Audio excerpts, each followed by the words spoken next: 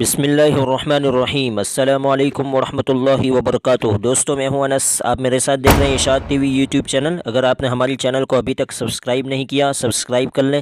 آگے بڑھنے سے پہلے بیل آئیکن بھی ضرور دبا لیں تاکہ ہماری طرف سے آنے والی ہر ویڈیو آپ کو سب سے پہلے ملتی رہے، اور ہماری ویڈیوز کی لنک دوسروں تک پہنچاتے رہیں، شیئر کرتے رہیں۔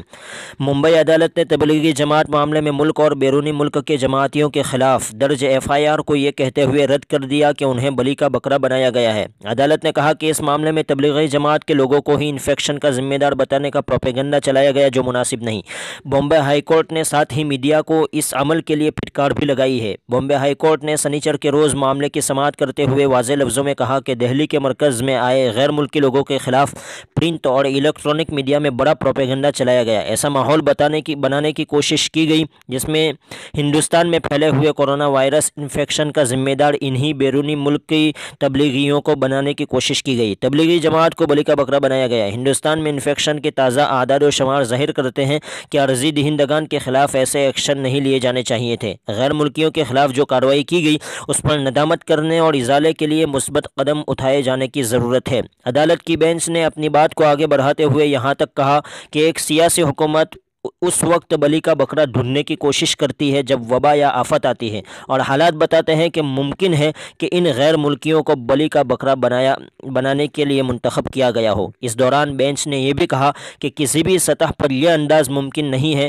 کہ وہ غیر ملکی تبلیغی لوگ اسلام مذہب کی تشہیر اور اشاعت کر رہے تھے یا کسی کا مذہب تبدیل کرانے کی کوشش کر رہے تھے۔ اورنگ آباد ہائی کورٹ میں تبلیغی جماعت کے 29 افراد کے خلاف مقدمہ تھا۔ اس کے علاوہ ان سبھی کے خلاف یہ بھی الزام لگایا گیا تھا کہ انہوں نے ٹورسٹ ویزا کا غلط استعمال کیا، مذہبی پروگرام میں حصہ لیا اور مذہب کی تبلیغ کی غیر قانونی سرگرمیاں انجام دی۔ بامبے ہائی کورٹ نے اس کی بھی تردید کی۔ ہائی کورٹ نے کہا کہ ٹورسٹ ویزا رکھنے والوں کے لیے مذہبی مجالس میں شرکت بالکل بھی ممنوع نہیں ہے۔ تبلیغی جماعت کے پروگرام میں شریک ہو کر انہوں نے کوئی جرم نہیں کیا ہے۔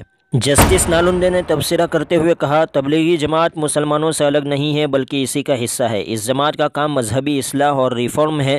یہ ہر مذہب میں اصلاح کا کام ہوتا ہے۔ دنیا کی ترقی اور سماج میں مسلسل پیدا ہونے والی تبدیلی کی وجہ سے مذہبی اصلاح وقت کی اہم ضرورت ہے۔ کسی بھی طرح یہ ثابت نہیں ہوتا کہ یہ غیر ملکی مذہب کی تبلیغ کر رہے تھے اور دوسروں کا مذہب تبدیل کرا رہے تھے۔ اس کا کوئی ریکارڈ نہیں ہے اور نہ ہی کوئی ثبوت ہے۔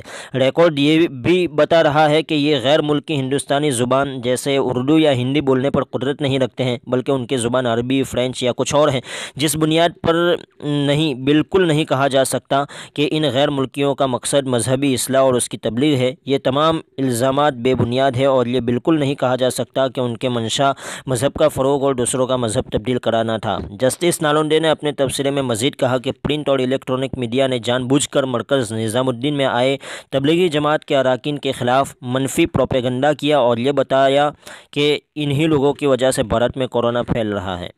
دوستو، اگر آپ کو ہمارا یہ کام پسند آیا ہے تو ہماری چینل اشاعت اسلام کو سبسکرائب کریں اور بیل آئیکن دبانا اور ویڈیوز کو لائک کرنا ہرگز نہ بھولیں۔